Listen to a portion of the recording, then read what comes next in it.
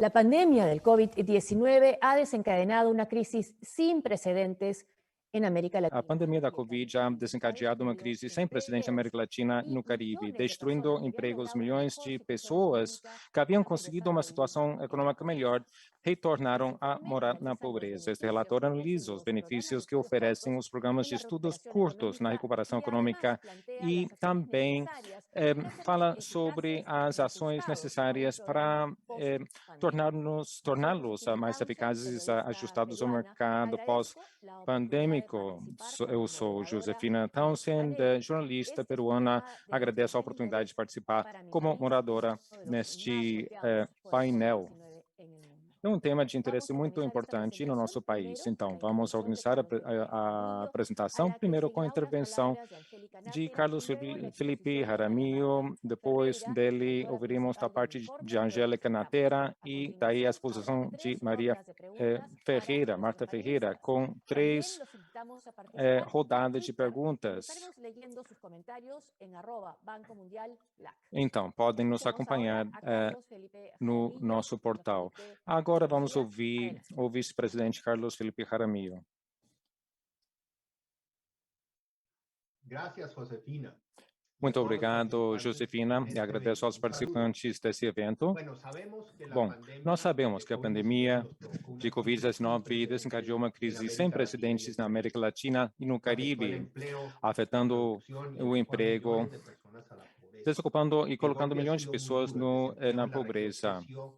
O desemprego cresceu de 8% a 15% no ano passado e mais de 20 milhões de pessoas perderam seu emprego nesse período. Por isso que nós achamos muito importante a agenda de emprego e a agenda de construir capital humano. Também nós sabemos que durante a pandemia, criaram-se outros empregos, muitos desapareceram, mas houve uma transformação acelerada nas economias. Nós vimos como as máquinas, a inteligência artificial, plataformas digitais foram deslocando os empregados em alguns setores. Alguns desses empregos talvez não sejam recuperados, mas é evidente que estão sendo criados novos empregos.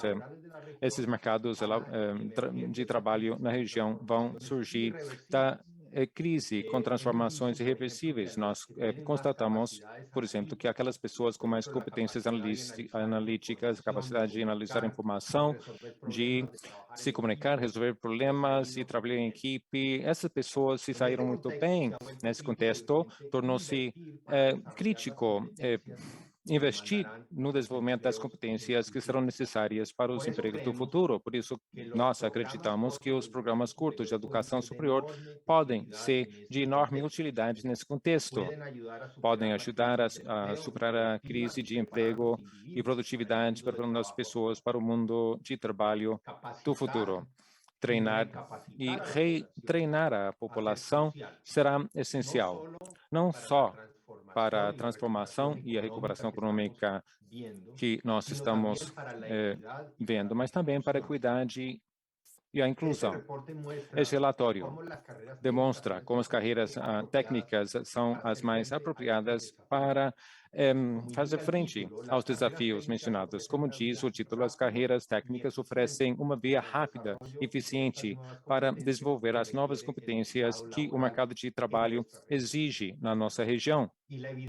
E a evidência demonstra, na sua maioria, esses programas oferecem bons resultados acadêmicos e, além do mais, têm o condão de desenvolver competências e capital humano num período mais curto, em 2 ou 3 anos, e a um custo menor.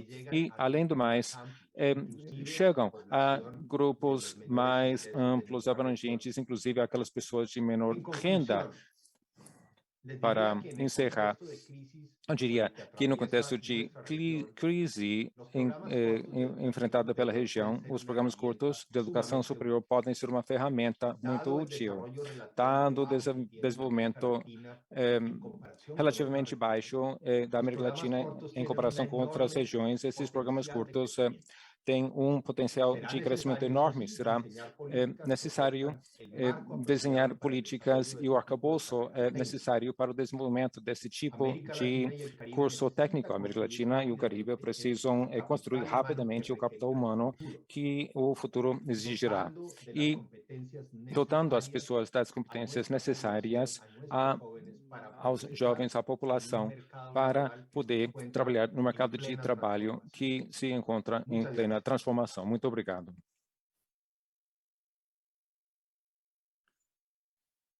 Carlos Felipe, muchas gracias. Muito obrigado, Carlos Felipe.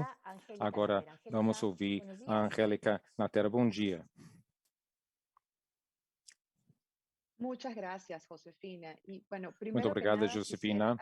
Eu gostaria de começar agradecendo especialmente ao Banco Mundial e, em particular, a Maria Marcos Ferreira por ter nos convidado a participar do lançamento do relatório Via Rápida como as novas competências. Este momento não poderia ser mais propício para lançar um relatório desta natureza. Nós trabalhamos estreitamente com a educação superior na América Latina e no Caribe, trabalhando em torno ao processo de fortalecimento, e nós aprendemos no último ano e meio que a pandemia colocou tudo à reconsideração. Tornou-se premente a necessidade de repensar a relevância das instituições educacionais e os programas oferecidos para os diversos setores da sociedade. Também aprendemos que as instituições de educação superior na região não só enfrentam desafios crescentes com cada vez menos recursos, mas também há uma abundância de informação e recursos. Relatórios, como foi este, liderado por Marta, sob a égide do Banco Mundial, representa um valor extraordinário para acelerar a criação de soluções e para promover o diálogo entre os setores-chave. Desde Lasco, nós trabalhamos de perto com o banco para promover esse diálogo de forma ativa nos meses vindouros. Muito obrigada pela oportunidade. Muito obrigada. Agora, a autora principal do relatório, Maria Marta Ferreira. É um prazer estar aqui. Eu sou economista sênior do Banco Mundial.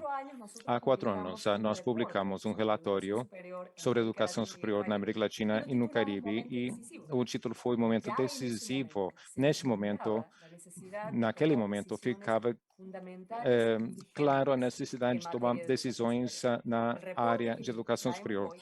O relatório de hoje fala sobre o mesmo aspecto, só que se concentrando em programas curtos, que é um tema que muitos países ainda não, sobre o qual muitos países não deram muita atenção. No entanto, tem um grande potencial em termos de emprego, produção e inclusão na nossa região. Então, sem mais delongas, vamos apresentar o nosso relatório. É um prazer estar aqui apresentando a Via Rápida como novas competências. Este é um trabalho conjunto feito com meus colegas do Banco Mundial, Lelis Dinarte e Maria Bassi, e o professor Sérgio Ursua, da Universidade de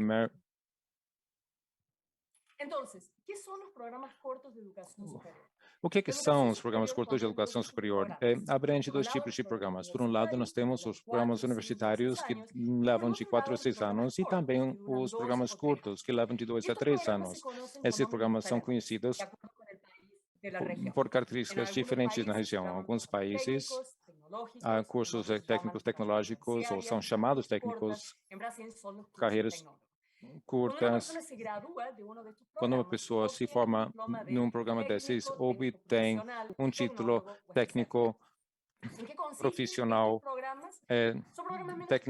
tecnológico especialista. Em que consistem esses programas curtos? São práticos, mais práticos do que os programas universitários, orientados ao mercado de trabalho, oferecem a possibilidade de dar continuidade a um programa universitário ou de permitir a entrada em programas universitários. Então, esses programas oferecem uma grande promessa para a nossa região. São curtos e, portanto, formam capital humano rapidamente, e podem fazer isso em muitas áreas, na publicidade, hotelaria, programação, arte e desenho, e cibersegurança. São atraentes para muitos estudantes, aqueles que talvez não tenham muito interesse em programas universitários, porque levam muito tempo e recursos, e também aquelas pessoas que procuram novas competências, inclusive depois de um programa universitário formal. Também são atraentes para os empregadores. O Banco Mundial diz que os empregadores dizem que é muito difícil achar as pessoas com as competências necessárias. É um problema para 24% dos empregadores no mundo, para 32% dos empregadores na América Latina e no Caribe. Significa que existe um descompasso entre a educação e a produção. Uma lacuna que precisa ser preenchida. Agora, apesar desses elementos atraentes, faltam esses programas. Na nossa região, houve uma grande expansão na educação superior no novo milênio. Então, vamos dar uma olhada aqui nas taxas brutas de matrícula na educação superior, que refletem a porcentagem de jovens de 18 a 24 anos que estão matriculados na educação superior. O que nós vemos aqui é que no mundo inteiro houve uma expansão da educação superior, só que o crescimento na nossa região foi muito grande e rápido nas áreas vocacionais. Ao mesmo tempo, há relativamente poucos estudantes em programas curtos. Então, de todos os estudantes matriculados em educação superior, quantos estão em programas curtos? Em 2000, 2017, em todas as regiões do mundo, o que nós constatamos é que na nossa região, a porcentagem na nossa região já era baixa e nesse momento o nível ficou ainda mais baixo. Só 9% é uma porcentagem muito baixa em relação ao resto do mundo. Quem assiste a esses programas? São estudantes desfavorecidos, menos tradicionais, em relação àqueles que participam dos programas formais universitários. Vendo as porcentagens, vemos que os programas curtos atraem pessoas mais velhas, mais mulheres, uma maior proporção de estudantes casados, com famílias, estudantes que trabalham e estudam ao mesmo tempo e que provêm de famílias com rendas, nível de renda médio e baixo. Os programas curtos têm taxas de graduação mais altas do que os programas universitários. Aqui fazemos uma comparação entre os programas universitários e os cursos curtos e podem ver a comparação e o nível de graduação entre uns e outros. Se formar num programa curto é melhor do que começar do zero no programa universitário. Então, vejamos os resultados, começando com a taxa de desemprego. Então, vejamos resultados para pessoas que terminaram o segundo grau, pessoas que fizeram um programa curto incompleto, completo, universidade incompleta, completa, e fica claro, a taxa de desemprego mais baixa corresponde àquelas pessoas que terminaram um programa curto, e essas pessoas têm um desemprego inferior àquelas pessoas que começaram e abandonaram a universidade. Parece ser um padrão parecido quanto ao emprego formal, porcentagem de empregados que participam da economia formal. Quando nós vemos os níveis salariais, o que nós conferimos aqui, que os graduados de um programa curto ganham 45% a mais do que os formados no segundo grau, enquanto aquelas pessoas que não terminaram a universidade só ganham 28% mais. Os resultados são muito importantes, porque praticamente a metade dos estudantes na educação superior na nossa região são pessoas que começam e abandonam o programa universitário. Então, pelo menos para algumas dessas pessoas, um programa curto possivelmente seja a sua melhor opção. Além do mais, os programas curtos têm uma oferta dinâmica. Na Colômbia, podemos começar a ver a média de vida do programa.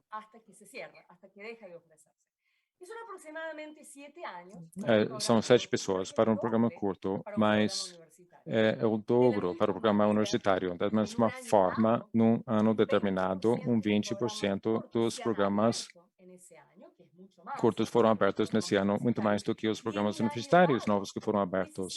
E 17% dos programas que fecham nesse ano é superior àquilo que acontece com os programas formais da universidade. Então, há mais mobilidade entre os programas curtos do que nos programas universitários, porque os programas curtos respondem mais rapidamente às necessidades do mercado de trabalho. Então, se neste ano, por exemplo,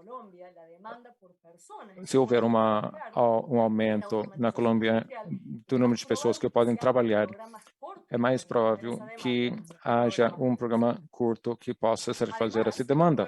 Além do mais, os programas curtos se relacionam com o setor privado. Então, como parte desse relatório, nós fizemos uma enquete, um levantamento em 5 países da região.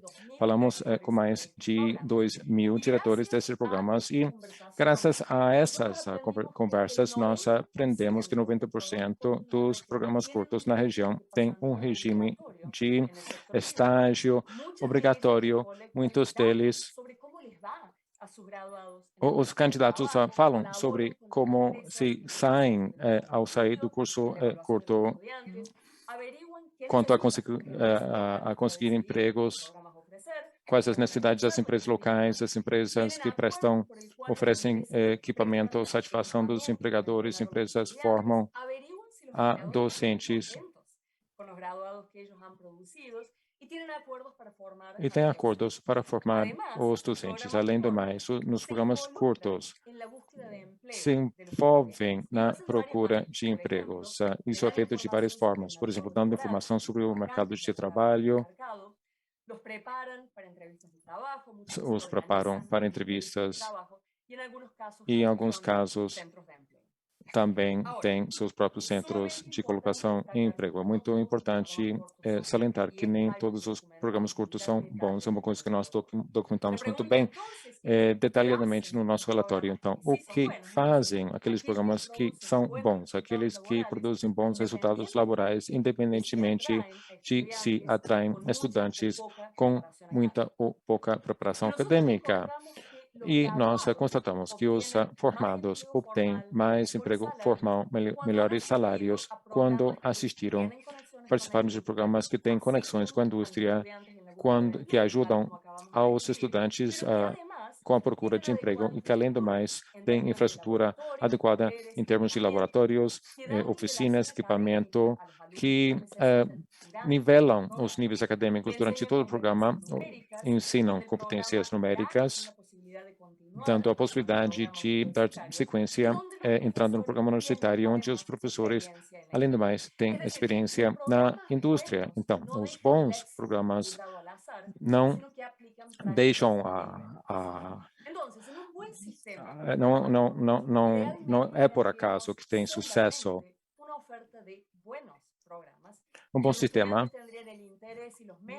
só oferece bons programas, os estudantes terão interesse e meios para entrar neles. Então, vamos falar sobre algumas políticas para esse tema. Em primeiro lugar, é necessário coletar e disseminar informação sobre os programas curtos, sobre os retornos sobre investimento, empregabilidade e o custo dos programas curtos. Além do mais, a falta de informação sobre esses programas alimenta sua estigmatização. É preciso supervisionar e regulamentar os programas institucionais com base nos resultados no mercado de trabalho dos estudantes, impedir a existência de programas com maus resultados. Nós precisamos ajudar a financiar os programas curtos, porque a causa principal de abandono desses programas são dificuldades financeiras dos estudantes e de suas famílias. Apesar disso, há mais subvenções públicas para os estudantes universitários do que nos programas curtos e é preciso facilitar as trajetórias educacionais, conceber os programas superiores como uma coletânea de módulos para que possamos oferecer credenciais certificados para a medida que os estudantes vão terminando cada módulo. Então, nesse momento, é crítico. A região procura resultados diferentes nos seus sistemas educacionais e, para tanto, não podem continuar a fazer o de sempre. Precisam de políticas, estratégias diferentes e agora. Agora é o momento dos programas curtos. Se não é agora, quando? Muito obrigado. Maria Marta, muchas gracias por Marta, su muito obrigada pela sua apresentação. Agora vamos dar as boas-vindas aos nossos destacados panelistas. Vanessa Gibson, diretora de Desenvolvimento Corporativo e Clima de Investimento de CINDE, Agência de Investimentos da Costa Rica. Santiago Levy, o pesquisador-chefe Global Economy Development and Economic and Social Policy in Latin America Initiative. E Felipe Morgado, gerente executivo do Serviço Nacional de Aprendizagem Industrial SENAI do Brasil. Na sua experiência, Vanessa, na sua experiência com as empresas, há demanda pelos formandos de programas de ciclo curto? Bom dia, muito obrigada por me convidar para fazer parte desse painel, nesse tema tão interessante, tão presente nesse momento.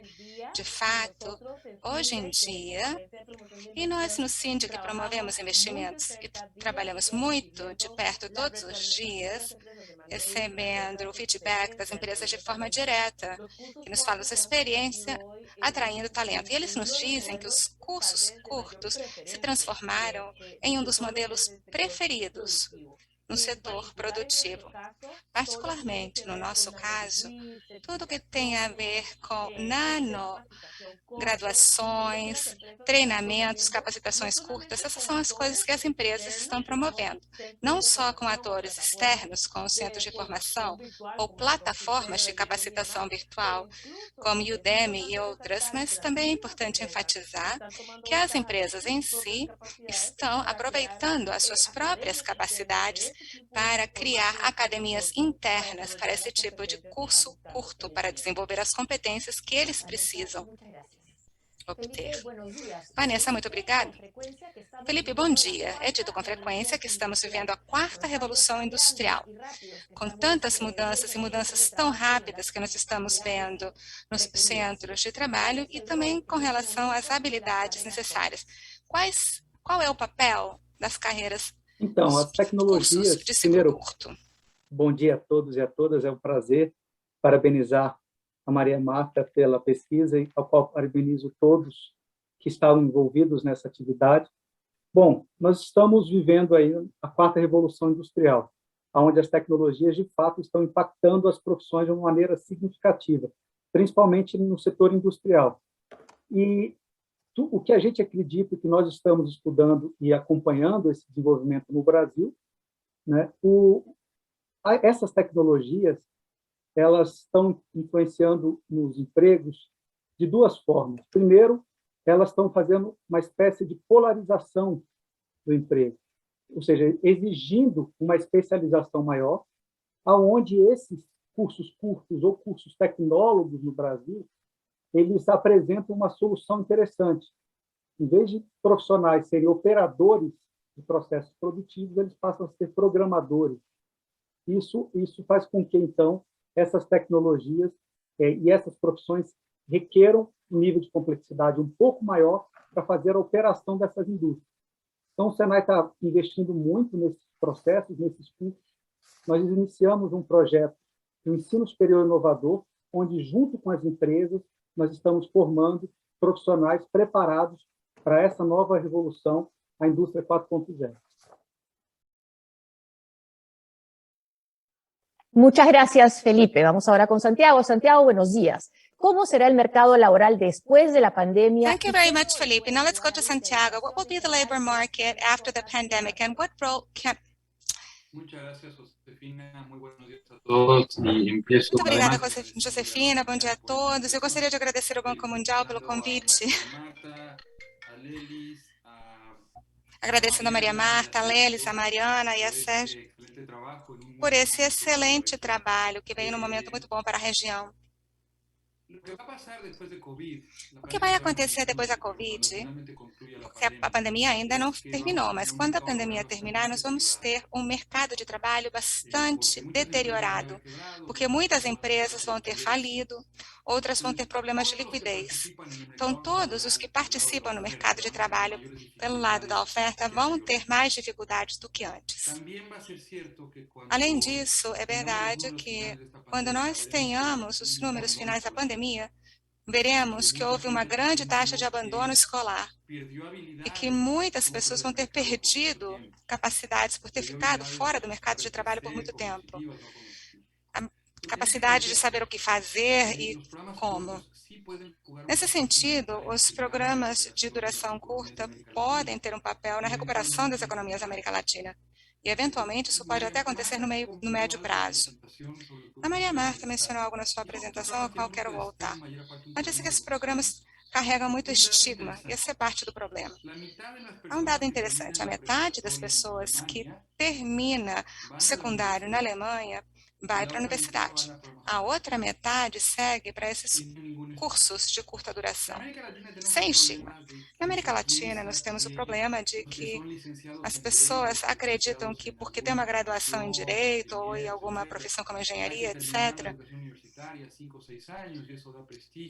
tem prestígio, porque termina uma formação universitária em 5 ou 6 anos e tudo. O que tem que mudar são as crenças culturais, porque as pessoas costumam acreditar que essa é a melhor maneira de seguir adiante a sua carreira, mas isso não é verdade sempre, porque os cursos de curta duração podem ser também uma forma muito prática, igualmente valiosa, de gerenciar a carreira. Os resultados no mercado de trabalho, em termos de remuneração, não são muito diferentes para as pessoas que fazem cursos de ciclo curto em comparação com os que terminam uma graduação universitária. Este relatório do Banco Mundial chega em bom momento. E o importante agora é que seja amplamente disseminado para que as pessoas saibam que esta é uma opção valiosa para ajudar na recuperação após a Covid. Obrigada. Obrigada a você, Santiago. Vanessa, vamos agora começar com a segunda rodada de perguntas. Vanessa, por que as empresas têm tanta dificuldade em encontrar pessoal qualificado? O que você acha que as instituições de educação poderiam fazer para aliviar essas necessidades? Em princípio, o que nós estamos vendo agora é um desequilíbrio em termos da brecha entre o que as empresas procuram em termos de competências, em termos da oferta de trabalho que estão recebendo, considerando, além disso, algo que nós vemos muito nas empresas multinacionais, que a digitalização faz com que existam novas necessidades, porque está alterando os modos de trabalho, e muitas coisas estão mudando, que faz com que não só aqueles que estão fora do mercado de trabalho precisem se transformar e se capacitar, se preparar para essas novas competências, mas também que as pessoas que já estão empregadas, que estão ocupando funções, também estão passando pela mesma coisa. Então, o que está acontecendo, de fato, é que com o reajuste dos modelos de negócio, com os novos mercados que estão surgindo, a ênfase que existe no mundo de serviços atual faz com que esse tipo de brechas que existem com relação às capacidades que os nossos sistemas educacionais oferecem para os graduados esteja mudando. Contudo, essas instituições continuam formando os alunos da mesma maneira. Isso tem a ver com sua capacidade institucional. Então, temos que pensar em como vamos conseguir mudar a nossa maneira de educar para poder transmitir conhecimentos e capacitar a nossa força de trabalho da região. E esse é o principal desafio. Como vamos conseguir traduzir essas necessidades de competências, que hoje são super dinâmicas, os prazos são muito curtos, as pessoas precisam se atualizar constantemente com modelos de formação, onde os cursos tradicionais e o tempo de aquisição de conhecimentos continua sendo de acordo com o formato tradicional. Essa conversa, essa integração, essa colaboração entre a academia e os mercados de trabalho é ainda mais relevante hoje. Nesse sentido, o principal desafio para a região de modo geral, tem a ver com como é que nós vamos conseguir fechar essa brecha de comunicação entre os empresários, ou as empresas e as indústrias, e a academia. E do lado do setor acadêmico, temos que ver uma mudança de mentalidade dos cursos tradicionais, ou dessa linha temporal mais ampla, que já não cumpre totalmente o que é necessário hoje em termos de capacitação. Obrigada, Vanessa. Felipe, de que modo o Senai interage com as empresas privadas? Como é que a Senai tem certeza de estar formando pessoas com as capacidades necessárias no mercado de O hoje? Senai, desde do seu surgimento há quase 80 anos, ele surgiu a partir de uma demanda do setor produtivo, das indústrias brasileiras. O Senai é gerido pela Confederação Nacional da Indústria, em âmbito nacional, e pelas federações das indústrias em cada estado do Brasil. Pela sua essência, por sua essência ser concebida a partir do setor industrial, nós desenvolvemos uma metodologia específica do Senai, metodologia Senai de Educação Profissional e Superior, aonde nós escutamos o setor produtivo de 3 formas. Primeiro, nós temos 28 observatórios tecnológicos, aonde esses observatórios, a partir de uma metodologia de prospectiva tecnológica, nós identificamos quais são as tecnologias que serão difundidas no Brasil para os próximos 5 e 10 anos. Além disso, nós temos o Observatório do Trabalho, onde nós temos uma metodologia que identifica qual a demanda de formação profissional por município brasileiro para os próximos 5 anos. A partir daí, nós reunimos o nosso Comitê Técnico Setorial Nacional, são especialistas de empresas de grande, médio e pequeno porte, especialistas da universidade, especialistas do setor das entidades de classe e também especialistas do Senai. Nesse momento, nós reunimos esse comitê, nós discutimos todas as competências, os perfis profissionais que o setor exige.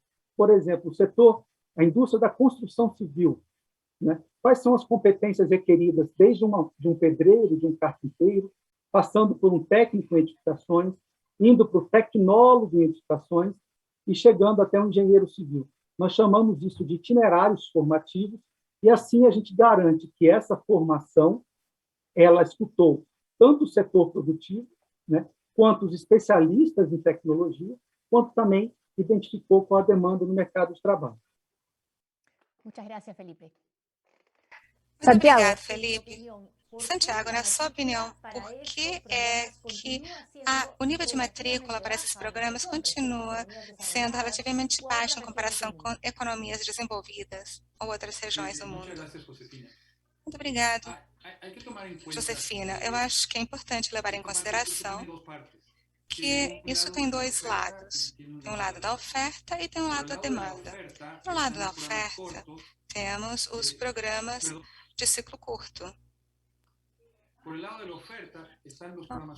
Temos os programas de ciclo curto, mas também existe o lado da demanda do mercado, que tem a ver com o comportamento das empresas. A sua pergunta é muito relevante, porque a estrutura das empresas na América Latina é muito diferente da das empresas na Europa, onde esses programas são muito mais bem-sucedidos. Na América Latina, a grande maioria das empresas é muito pequena, e muitas empresas são muito informais também. Essas empresas não têm uma grande demanda por mão de obra muito capacitada. Então, paralelamente aos programas de ciclo curto, que o Banco Mundial está promovendo, e eu acho muito bom que o esteja fazendo, é preciso levar em consideração que é preciso também ter ações para que as empresas criem demanda por esse tipo de mão de obra.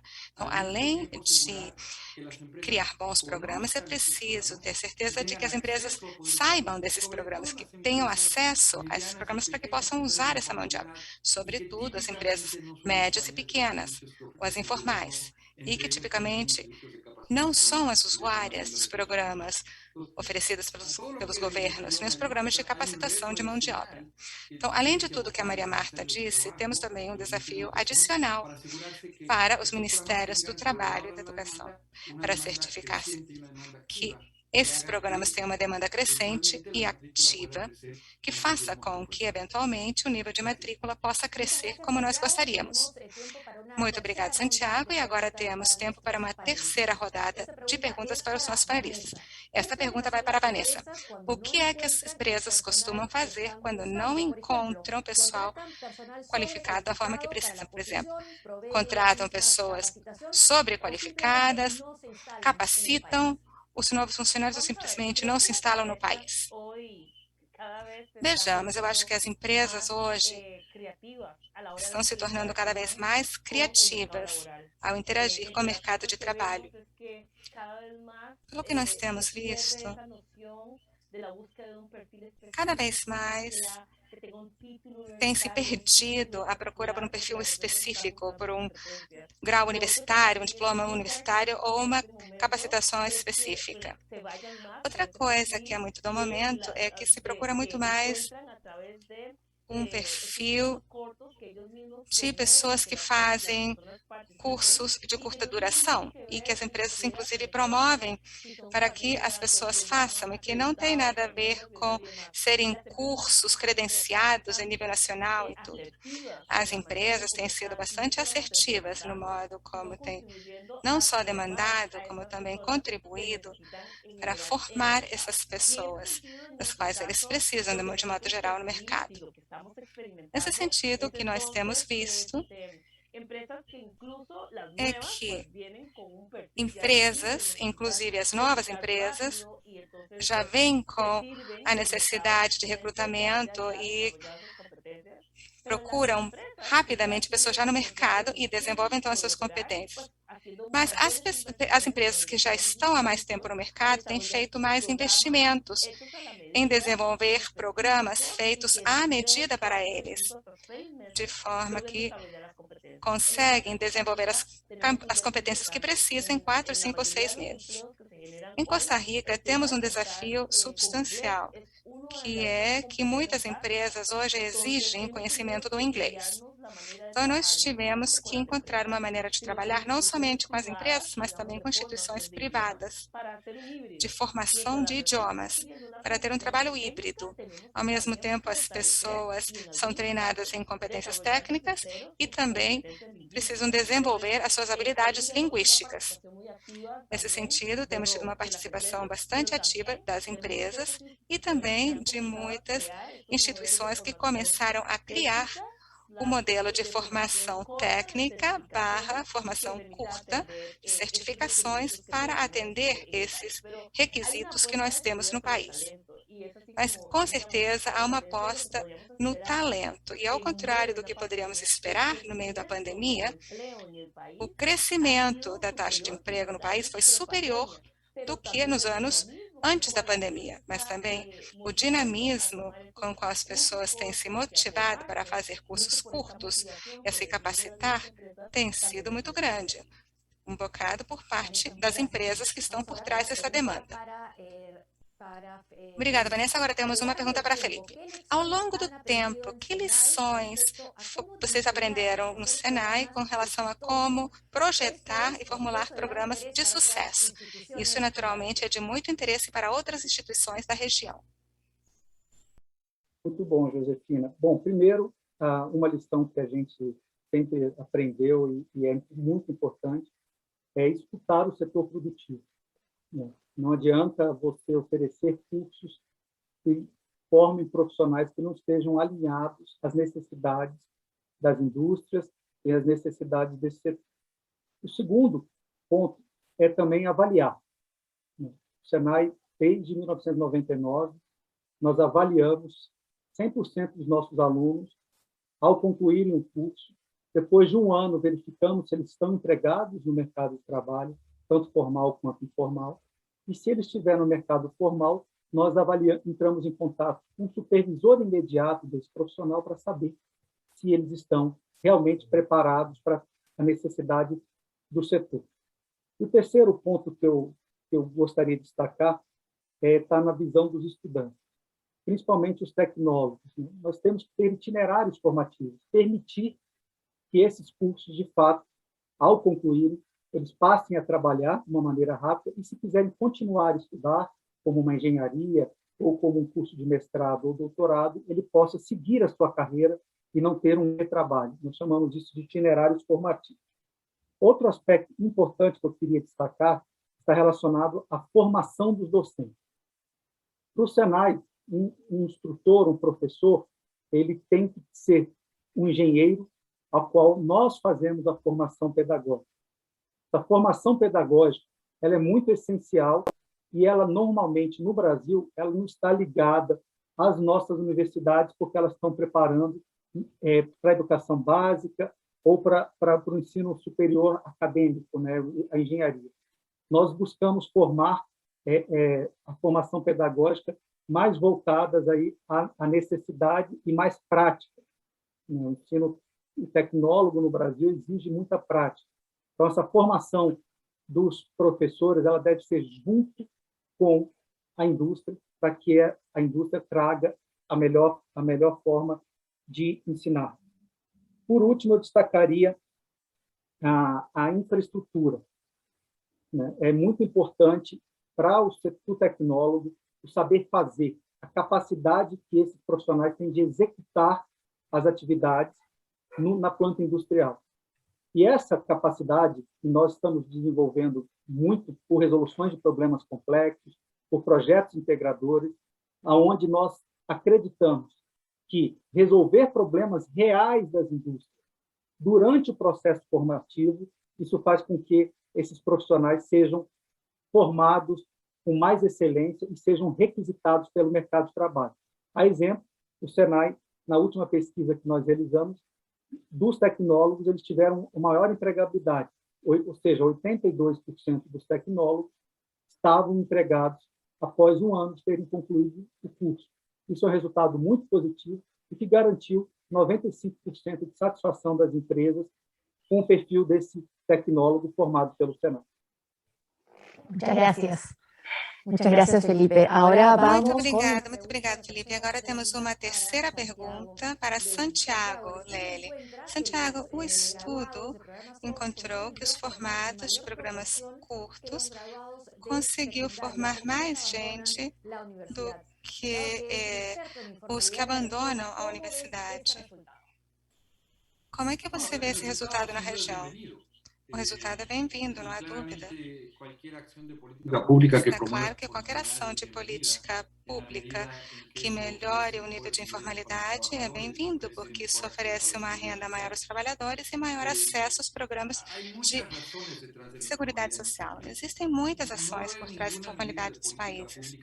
Nenhuma política pública por si só vai conseguir consertar esse problema tão sério. Mas está claro que melhorar o capital humano dos trabalhadores contribui para a redução da informalidade. Na medida em que esses programas estão fazendo isso, tem um impacto na redução da informalidade. E por isso são duas vezes bem-vindos. Além do benefício individual recebido pelo trabalhador, a sociedade como um todo se beneficia de uma maior formalidade no mercado de trabalho. Um último comentário. Maria Marta mencionou resultados muito interessantes do estudo do Banco Mundial. Um aspecto que é preciso levar em consideração é quem administra esses programas, quem os regulamenta e como é que são avaliados. Existe uma certa tensão na América Latina entre os programas administrados pelos Ministérios de Educação e os administrados pelos Ministérios do Trabalho. Essa é uma dimensão importante que é preciso examinar nesses programas. Também é preciso ter bem claro quem financia e quem regulamenta e avalia e quem fornece esses cursos. Porém, se esse arcabouço normativo pode ser feito bem, de maneira geral, canalizando um certo orçamento fixo para esses programas, vai ser uma aposta que vai trazer um bom rendimento, particularmente com relação a tudo que estão fazendo em termos de investimento em capital humano. Muito obrigada. Santiago, muito obrigada. Muito obrigada, Carlos Enrique Jaramillo.